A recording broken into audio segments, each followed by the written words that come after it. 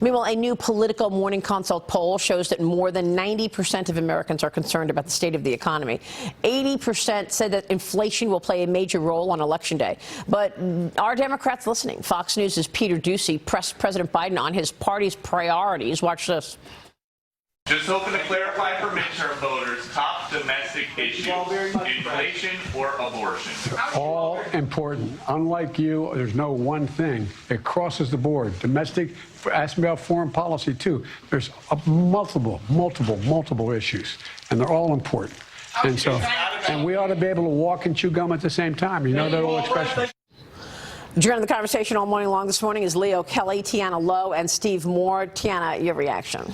Well, you know, the voters don't agree. At its peak, after the Dobbs decision release, Gallup found that only 8% of voters were prioritizing abortion when they head into the polls. It's now 4%, right? On net, it is inflation and the economy. That is what people care about, and it makes sense. You know, the cumulative inflation rate across Biden's entire presidency is 13%. Across 4 years of Trump, it was 7%. Yeah. People know that not only is their paycheck buying them less, but also as the Fed takes these necessary steps to ramp this down, it's hurting markets. And part of the issue is that unlike the Volcker era, where eventually the Reagan administration got in line to add in that fiscal tightening, so you had the government and the Fed kind of working hand in hand, the Biden administration is actively making the Fed's job harder, and I think voters sense that. They get that there is just a callousness towards, you know, just throw a check at it, just throw more liquidity at every single problem that voters are facing right now. And it's a perfectly fine question from Peter Doocy, because the day before,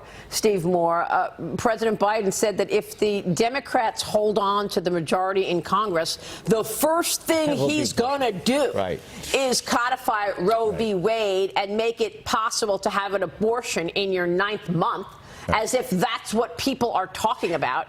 No comment on, I'm going to do first and foremost kill inflation. I'm going to make sure that families are not paying upwards of whatever for oil prices. No, the first thing he's going to do is make it possible to have an abortion in your 9th month. Yeah, the two top priorities right now for the Democrats are abortion and climate change. And those polls that you were talking about, Tina, they show that for the American people, there's this mismatch between what Democrats want to do and what the public wants. Now, let's go back to inflation. I'm old enough to remember. I think you may be too. No, I'm not.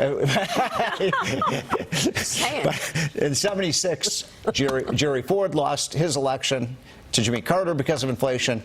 In 1980, Jimmy Carter lost to Reagan because of inflation. My point is, inflation is a political, it's not just terrible for the economy, for incumbent presidents, it is a disaster. The Democrats have no anti-inflation policy, and so it's one of the reasons I think we're looking at a big red wave in November. It's why they named another spending package as the Inflation Reduction Act, because they actually don't have a policy to fix it. So they're just going to put a name on another spending plan and make believe that's what it is. Yeah. One of the well, first of all, 90% of Americans are concerned about the economy. I want to know who the other 10%. Yeah, exactly. Me too. Right? I think they're the ones making policy, because I think we've forgotten. I am old enough. I think we've forgotten how insidious I just inflation wasn't paying is. attention that much in the 80s. I'm sorry. That's all I meant. Well, I grew up in a family that worked very hard and fought their way through inflation in the late 70s and 80s. And I remember at our worst point, having that moment where we were waiting for the next check to fill the oil tank. Yeah. And it's because oil was so expensive and everything became so expensive. I think it's going to be a tough, cold winter. And I don't think that currently that the people making decisions are appreciating the gravity. No. And we have to first admit we have an issue, and then we can start to solve it, because these are fixable problems. The answers are there.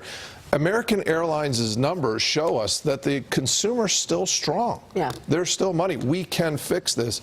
We have to look at it. We have to fix it. We have to identify the problem and chase it. Even yesterday, when Biden was talking about the spiking prices of oil and gas, he mentioned it like 3 or 4 times. Oh, we're not going to deviate away from our clean energy policy, which is to kill the oil and gas industry. So which is it? Are they in favor of oil and gas or not? Yeah. And I think Americans know that they have basically declared war on American oil and gas and coal, and you're right, by the way. The big issue is going to be this winter, people are going to be facing double, in some cases triple, their electric utility and home heating costs. And now there's talk about blackouts and brownouts in many states. I mean, that's a huge problem for It's the not country. hard to predict the future. Just look at Germany. Yeah.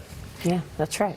It's maybe to less consequence, but also, you know, the holidays are how a lot of these companies get out of the red and into the black. But how much, you know, when credit card debt is up 13% from this quarter last year, how many consumers are going to be able to save those companies Yeah. with consumer spending? It's a really important point, as overall debt is at $31 trillion, Yeah. and the spending continues. We're going to take a short break. When we come back, depleting.